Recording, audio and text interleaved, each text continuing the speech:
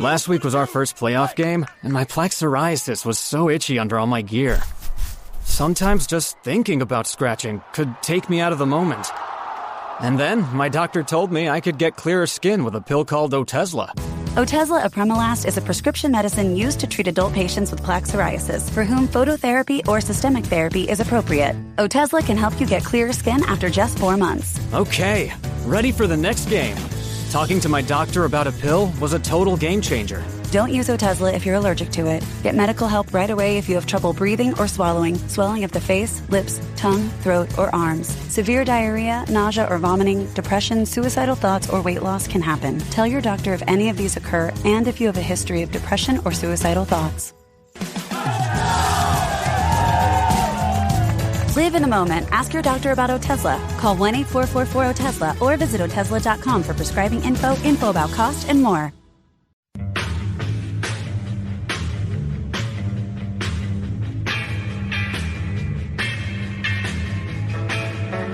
This is The Roger Stone Show.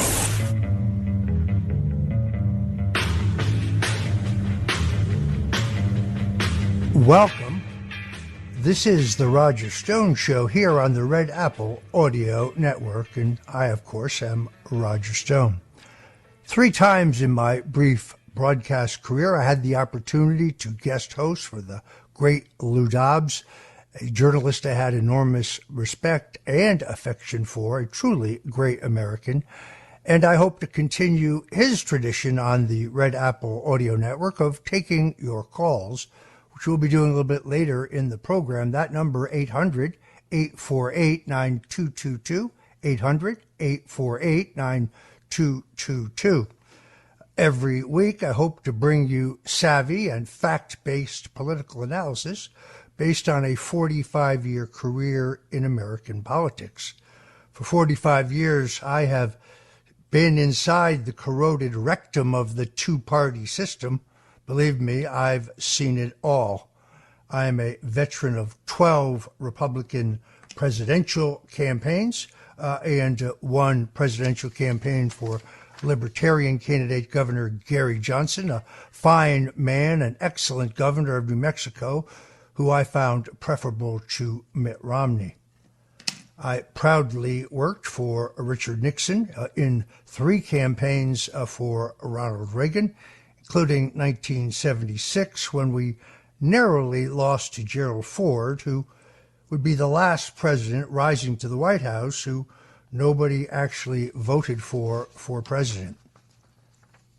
Yes, I am among the first people in America to urge Donald Trump to run for president in 1988.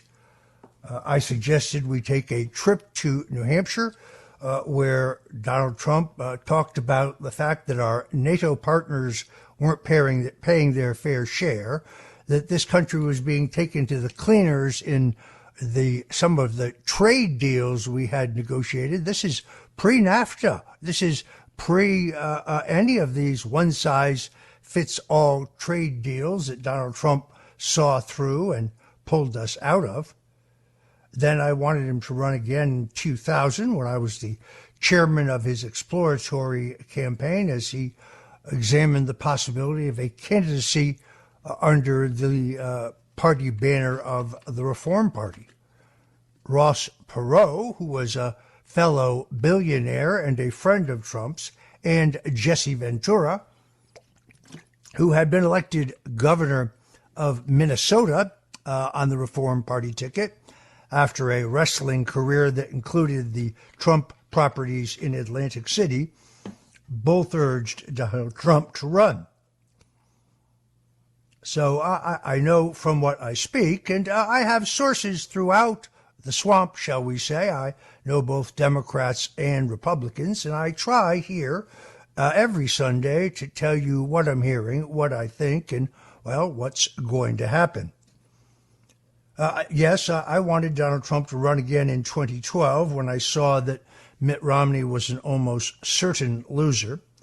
I was among the first people in the country to recognize that Well, 2016 was the year. I was the first consultant, the first political strategist retained by the 2016 campaign.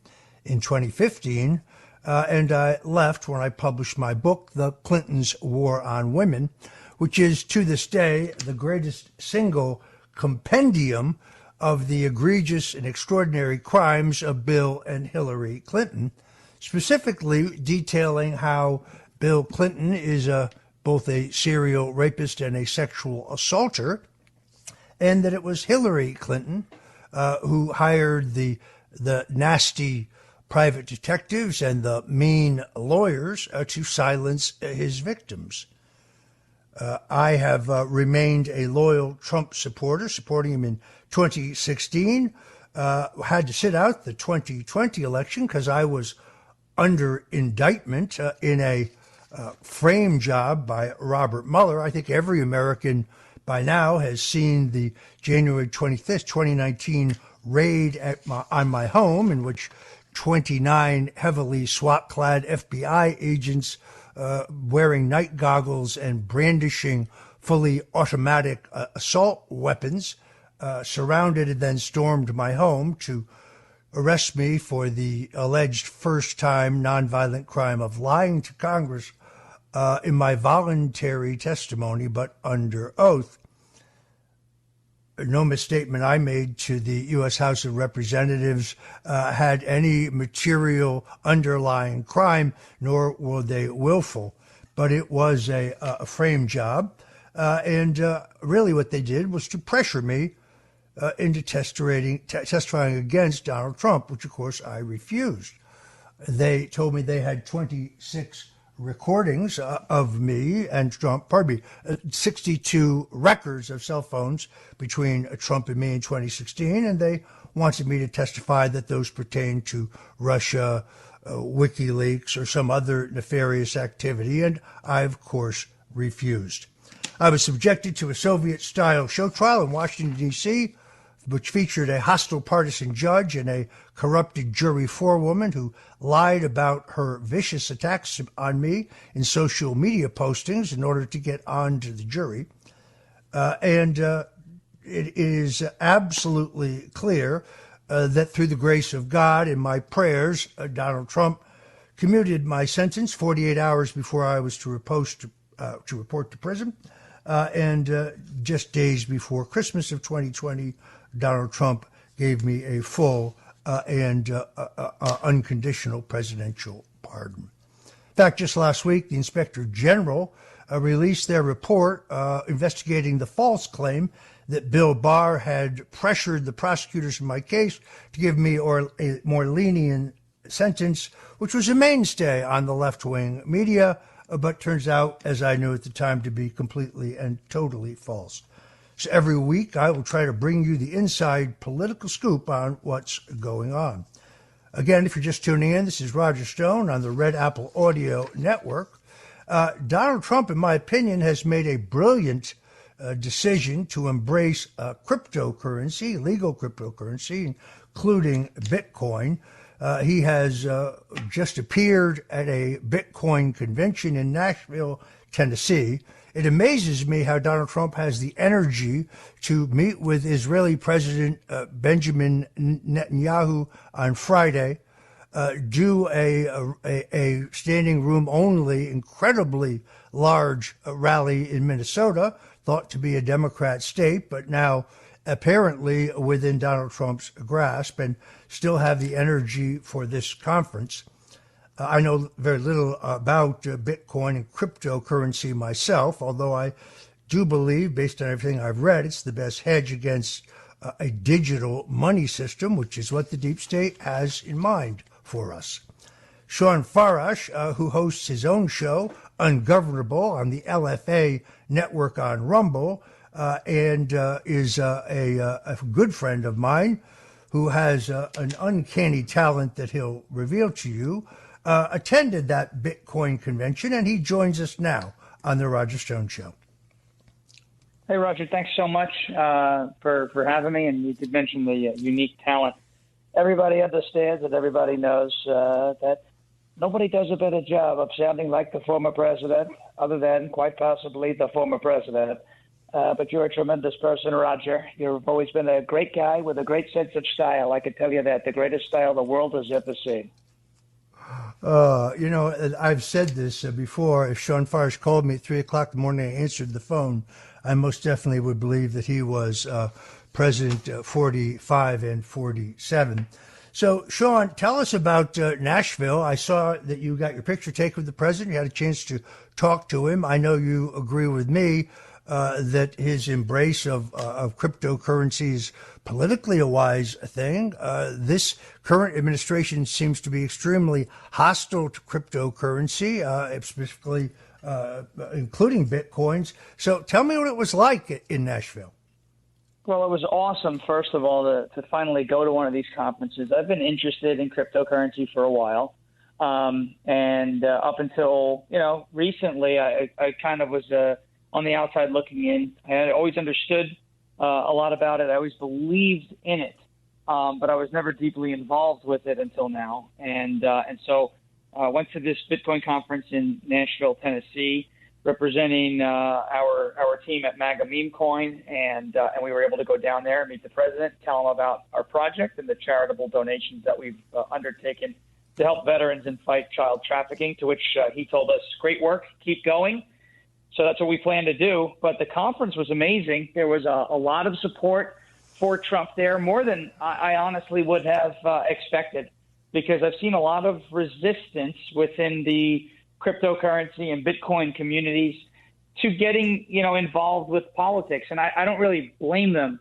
These are very, very smart folks who are involved in Bitcoin, and they are very cautious against, false promises, scams, and deviousness. And they have received Donald Trump extremely well, extraordinarily well. And I would say, there's really an interesting endorsement of Trump's character and his ability to be honest and believable is to win over this type of a crowd, right? A crowd that always has their guard up, never, doesn't want to trust the government, right? The whole idea of crypto is to provide an alternative way to store value outside of government surveillance and control. And that's what it has done for quite some time. And that's why the Democrats are at war with it, because you can create wealth, you can create prosperity, you can create opportunity by embracing this and independence from the government. They don't like that.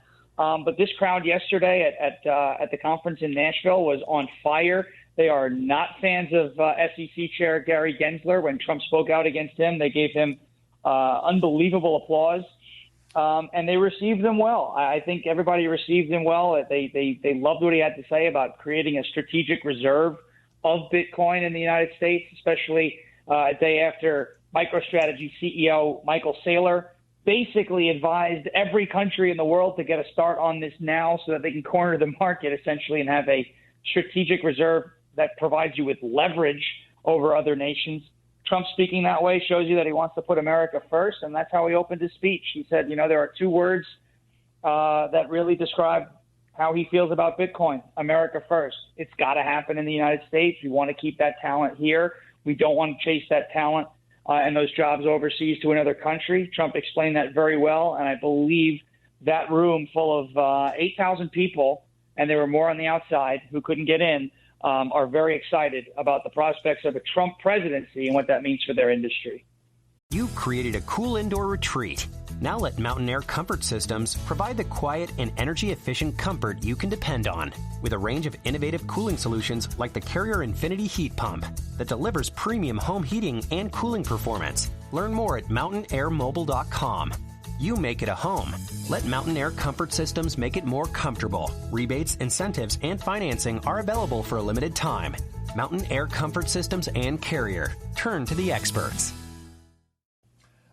Shawn, I saw a pretty savvy posting, I think it was by Trump on Truth Social, where he said that because of our ability to have cheap energy, that he wants to make the United States the Bitcoin mining center of the world. I mean, this seems to me like he's actually beginning to understand this. Now, it's absolutely true that not that long ago he was a critic of cryptocurrency. He was a critic of this alternative system, but he's clearly changed his mind. I thought it was kind of ironic that Robert Kennedy, who also spoke at the conference, who I think is a very smart guy and a supporter of cryptocurrency and Bitcoin, is a bit of a hypocrite, having changed his position on gun control. He used to be a strong supporter of a violation of our Second Amendment rights. Today, he says that he's against those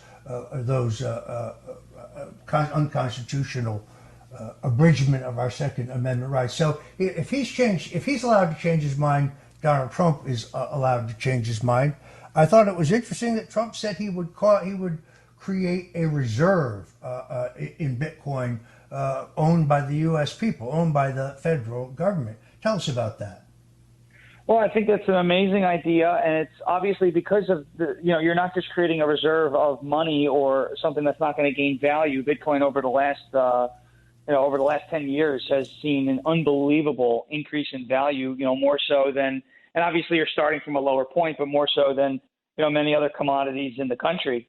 And so it's a great idea to be able to. Bitcoin's obviously got a finite supply, so it's a great idea to run those operations here in the United States, so that we can, at the end of the day, when the very last Bitcoin has been minted or has been distributed and whatnot, there is a finite supply. We want to have the majority of it. That is the idea behind having a strategic reserve when it comes to Bitcoin. Not just that, but it also obviously increases in value. So you could wind up backing currencies by it and doing all sorts of other great things. But you want our country. The point is the United States of America. We know that Bitcoin's not going anywhere and that it is valuable. And, if you want to put America first, as Donald Trump and many of his supporters, I believe it, you believe it, you want America then to be able to be in possession of those valuable things, and not by means of confiscating it from other people, but by mining, right? By running those nodes and processing those transactions, they can become holders of more Bitcoin.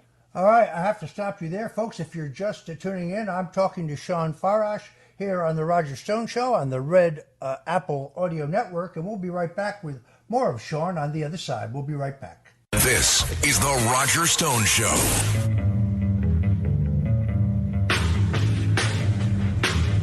This is Roger Stone, and we're back on the Roger Stone Show with the Red Apple Audio Network.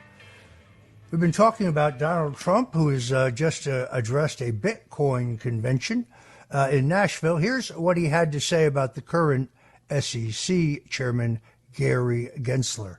We're going to let it grow. On day one, I will fire Gensler and appoint a new SEC chairman.